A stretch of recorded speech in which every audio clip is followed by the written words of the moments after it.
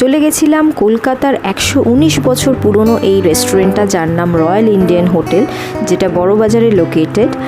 আর এখানে হচ্ছে famous for Mughlai dish. এই রেস্টুরেন্টটাতে মোগলাই ডিশের জন্য খুবই ফেমাস।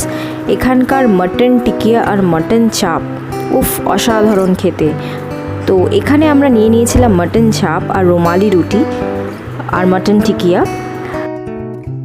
মা বাবার অ্যানিভার্সারি ছিল, সেই উপলক্ষেই আমরা গেছিলাম।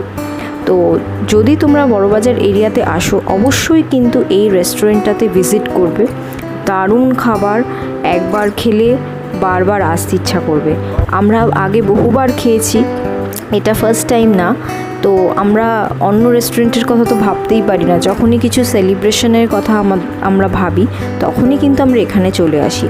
আর এখানকার খাবারই আমাদের বারবার কিন্তু এখানে টেনে আনে।